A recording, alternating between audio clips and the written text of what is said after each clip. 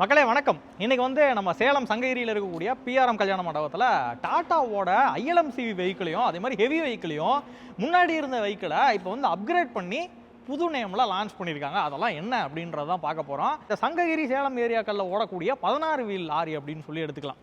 அதுதான் ரொம்ப சக்ஸஸ்ஃபுல்லாக ஓடிட்டு இருக்கக்கூடிய ஒரு வண்டியாகவும் இருந்துகிட்டு இருக்கு. அதில் டாட்டாவோட 4932 அப்படின்னு சொல்லி ஒரு வண்டியை லான்ச் பண்ணியிருக்காங்க. இதுக்கு முன்னாடி 4832 அப்படின்னு சொல்லி ஒரு வண்டி இருந்துச்சு. ஸோ அதை தான் கவுல் சேசிஸாகவும் கொடுத்துக்கிட்டு இருந்தாங்க. சிக்னா கேபினாக இருந்தாலும் அதை தான் கொடுத்துக்கிட்டு இருந்தாங்க. ஆனால் அது 48 டன் ஜிவிடபிள்யூ கொண்ட ஒரு வண்டியாக இருந்தது. அப்போ அதில் பேலோடுன்னு சொல்லி பார்த்தீங்கன்னா அதிகபட்சமாக 35 டன் தான் நம்மளால் போடுற மாதிரி இருந்துச்சு. ஆனால் இப்போ ஒரு அப்கிரேடில் அதில் கொஞ்சம் காஸ்டிங்கை ஏற்றணும். அதாவது ஒரு வண்டி ஓட்டிகிட்டு வரவங்களுக்கு வருமானத்துலேயும் கொஞ்சம் அதிகமாக ஈட்டுற மாதிரி பண்ணி கொடுக்கணும் அப்படின்றதுக்காக இந்த 48 டன் ஜிவிடபிள்யூ 49 டன் ஜிவிடபிள்யூவாக மாற்றிருக்காங்க. அதில் கிட்டத்தட்ட ஒரு 1300 கிலோ பேலோடு அதிகமாக போடுற மாதிரி இப்போ இந்த வண்டி மாறி இருக்கு.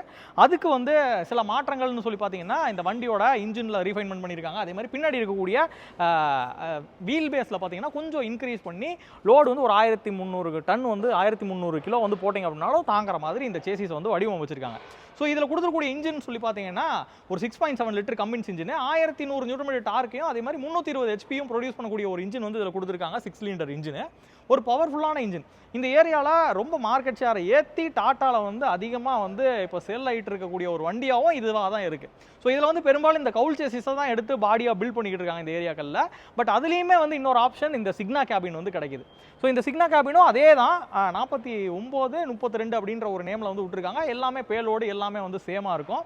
பட் காஸ்ட் வைஸ் பார்த்தீங்க அப்படின்னா கவுல் சேசிஸ் எடுக்கும்போது கொஞ்சம் குறைவாகவும் அந்த சிக்னா கேபின் எடுக்கும்போது கொஞ்சம் ஜாஸ்தியாகவும் இருக்க மாதிரி இருக்கும்.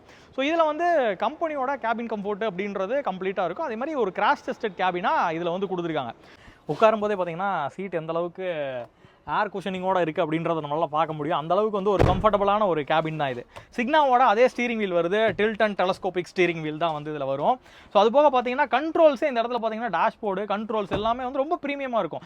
டாட்டாலேருந்து வரக்கூடிய மியூசிக் சிஸ்டம், அது போக கம்பெனியோட வரக்கூடிய ஏசி செட்டு, அது போக இந்த இடத்துல பார்த்தீங்கன்னா உங்களுக்கு ஹசார் லைட்கானது, traction control, automatic traction control on off, அதுக்கான சுவிட்ச், இன்ஜின் பிரேக்கிங்கு, அது போக ஹில் ஹோல்ட் அசிஸ்ட்டு, இந்த மாதிரி எல்லா விஷயமுமே இதில் கொடுத்துருப்பாங்க.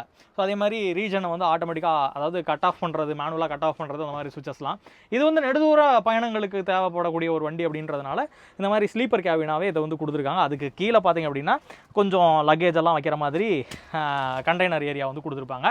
மேலே ஃபுல்லாகவே ஒரு ஃபோம் ரூஃபிங் தான் இது. அதனால் ஏசி நம்ம போட்டு கூலிங்காக வச்சுக்கிட்டோம் அப்படின்னாலும் அவ்வளோ சீக்கிரம் ஏசி வெளியே அவுட் ஆகாது. ரொம்ப நேரம் கூலிங் அப்படியே இருக்கும். இதில் ஏசி போட்டால் மைலேஜ் ட்ராப் ஆகுமா அப்படின்ற ஒரு கேள்விக்கே இடம் கிடையாது. ஏன்னா நம்ம போடக்கூடியது பார்த்தீங்கன்னா கிட்டத்தட்ட 35 டன்னு கிட்ட நம்ம போடுறோம். அப்படிங்கும்போது நார்மலாக ஒரு காரை யோசிச்சு பாருங்கள். ஒரு 4 பேர் 5 பேர் போகிற காரில் அதோட கேபின் சைஸுக்கு ஏசி ஸ்ப்ரெட் ஆனாலே இந்த கேபின்குள்ளே போதுமான அளவு தான். 2 பேருக்கு தேவையான ஏசி வரப்போகுது. அப்போ அதில் கொடுத்துருக்கூடிய கம்ப்ரஸர் நீங்கள் பார்த்துருப்பீங்களா, இவ்வளோ பெருசாக இருக்கும், சின்னதாக இருக்கும். ஸோ அந்த அளவுக்கு தேவையான பவரை மட்டும்தான் இந்த பெரிய இன்ஜினில் இருந்து எடுக்க போகுது. அப்படிங்கும்போது மைலேஜ் ட்ராப் அப்படின்றது இருக்க போகிறதில்ல. அது போக பார்த்தீங்கன்னா இந்த சைடு ஒரு 8 ஃபார்வர்டு 1 ரிவர்ஸ் இருக்கக்கூடிய ஒரு கியர் பாக்ஸ் சிஸ்டம் இதில் கொடுத்துருக்குறாங்க. நல்ல high roof seat high back seat இதில் கொடுத்துருக்குறாங்க. டிரைவர் கன்வீனியண்ட்டாக உட்காந்து ஓட்டுற மாதிரி இருக்கும் இதில். ஸோ இது நமக்கு இருக்கிறதுலே ஹையஸ்ட் இந்த ஹெவி வெஹிக்கிளில் அதிகமான ஒரு ஜிவிடபிள்யூவில் இருக்கக்கூடிய 50 டன்னுக்கு மேலே போகக்கூடாது. அதனால் பார்த்தீங்கன்னா 49 டன்னில் இருக்கக்கூடிய ஒரு வண்டி அப்படின்னா இந்த சேசிஸை நம்ம சொல்லலாம். ஸோ அதுலேயே பார்த்தீங்கன்னா ஹெவியில் இன்னொரு 2 வண்டி இருக்குது. ஒரு 10 வீல் லாரி ஒன்று, 14 வீல் லாரி இருக்க மாதிரி இந்த 2 கவுல் சேசிஸ் இதில் கிடைக்குது. இதில் பார்த்தீங்கன்னா 30 23 அப்படின்னு சொல்லி இந்த பேட்சிங் இருக்குது பார்த்தீங்களா. இதுக்கு முன்னாடி இருந்த வண்டி 28 23 அப்படின்ற ஒரு நேமில் இருந்தது. அதாவது ஒரு 28 டன் ஜிவிடபிள்யூவில் தான் இந்த சேசிஸ் கிடச்சிக்கிட்டு இருந்தது ஒரு 10 வீல் லாரியா. இப்போ அது 30 டன் ஜிவிடபிள்யூவாக மாற்றதுனால நமக்கு 1800 கிலோ அதிகமாக போடுற மாதிரி இந்த சேசிஸ் இப்போ நமக்கு அதில் ஒரு பெனிஃபிட் கிடைக்குதுன்னு வச்சுக்கோங்களேன். மற்றபடி இன்ஜினை பொறுத்த வரைக்கும் 230 ஹெச்பி ப்ரொடியூஸ் பண்ணக்கூடிய ஒரு 5.6 லிட்டர் கம்பின்ஸ் இன்ஜின் தான் இதில் கொடுத்துருக்காங்க. 230 ஹெச்பி அதிகமாக ப்ரொடியூஸ் பண்ணுற மாதிரி இருக்கும். அதே இதில் ஒரு 14 வீல் லாரியாக நீங்கள் போனோம் அப்படின்னு நினச்சிங்கன்னா 4425C அப்படின்னு சொல்லி இப்போ லான்ச் பண்ணியிருக்கக்கூடிய வண்டி. இதுக்கு முன்னாடி பார்த்தீங்கன்னா 4225 அப்படின்னு சொல்லி ஒரு நேமில் இருந்துச்சு. இதுலேயே ஒரு 2 டன் ஜிவிடபிள்யூவில் ஏற்றி இருக்கிறதுனால கிட்டத்தட்ட ஒரு 1800 கிலோ பேலோடில் நம்மளால் அதிகமாக ஏற்றிக்க முடியுது. இதுக்கு முன்னாடி இதில் கொடுத்துருக்கக்கூடிய அந்த ஃபியூவல் எஃபிஷியன்சி சுவிச்சஸ் எல்லாம் ஆட்டோமேட்டிக்காக ஒர்க் ஆகாத மாதிரி இருந்துச்சு முன்னாடி. பட் இப்போ எல்லாமே ஏஐஎம்எல்லாம் யூஸ் பண்ணி ஆட்டோமேட்டிக்காக உங்களோட லோடு, நீங்கள் போகிற ரோடு இதை தாண்டி அதை நீங்கள் எப்படி ஆக்சலரேஷன் கொடுக்குறீங்க அப்படின்றத பொறுத்து தேவையான இடத்துல அதுவே வந்து ஆட்டோமேட்டிக்காக ஸ்விட்சஸ் வந்து மாற்றிக்கும். ஆட்டோ எஃபிஷியன்சி ஸ்விட்ச், ஃபியூல் எஃபிஷியன்சி ஸ்விட்ச் அப்படின்றது இதில் கொடுத்துருக்காங்க. அதே போக பார்த்தீங்கன்னா இந்த ILMCV வெஹிக்கிள் ஒரு 2 வெஹிக்கிளை வந்து அறிமுகப்படுத்தி வச்சிருக்காங்க. அதாவது 1212 அப்படின்னு சொல்லி LPT 1212 சொல்லி ஒரு வண்டி வந்து ரொம்ப சக்ஸஸ்ஃபுல்லான மாடலாக நம்ம பார்த்துருப்போம். ஆனால் அதே 1212 தான். ஆனால் கேபின் பார்க்கும்போது அந்த வண்டி மாதிரி தெரியாது. இது வந்து இப்போ ரீசெண்டாக அறிமுகப்படுத்திருக்கக்கூடிய ஒரு வண்டி. கேபின் ஆக்சுவலாக கேபின் தான், வண்டின்னு சொல்ல முடியாது. கேபின் வந்து கம்ப்ளீட்டாக சேஞ்ச் ஆயிருக்கு. அசுரா கேபினில் இந்த வண்டி வந்து லான்ச் பண்ணியிருக்காங்க. அசுரா கேபின் அப்படின்றது என்னென்னா ஒரு கிராஷ் டெஸ்டட் கேபின். இந்த வண்டி வந்து கம்ப்ளீட்டாக உள்ள ரீஇன்ஃபோர்ஸ்மெண்ட்ஸ் எல்லாம் கொடுத்து ஒரு கிராஷ் டெஸ்ட் பண்ணி கேபின் வந்து ஸ்ட்ரென்த்தான கேபின் அப்படின்னு சொல்லி இந்த கேபினை வந்து இப்போ கொடுக்க ஆரம்பிச்சிருக்காங்க. பழைய கேபின் இனிமேல் வராது. ஸோ இதில் பார்த்திங்க அப்படின்னா 1212 அப்படின்னு சொல்லி ஒரு வண்டி இருக்குது. இதோட சின்ன வண்டியாக வேணும் அப்படின்னு 1212 பார்த்தீங்கன்னா 12 டன் GVWல வரும். அதாவது ஒரு கிட்டத்தட்ட வந்து ஒரு 123 HPயோட 12 டன் GVWல வேணும் அப்படின்னா இந்த வண்டி. இதுக்கு கீழே பார்த்தீங்கன்னா 710 அப்படின்னு சொல்லிட்டு ஒரு அசுரா கேபின் இருக்குது. இதுக்கு மேலே பார்த்தீங்கன்னா 19, 18 அப்படின்னு சொல்லி இந்த வண்டி வந்து இருக்குது. இது வந்து ஒரு 18500 GVW வந்து இதில் வரும். அதே மாதிரி 168 HP ப்ரொடியூஸ் பண்ணக்கூடிய ஒரு இன்ஜின் வந்து இதில் கொடுத்துருப்பாங்க.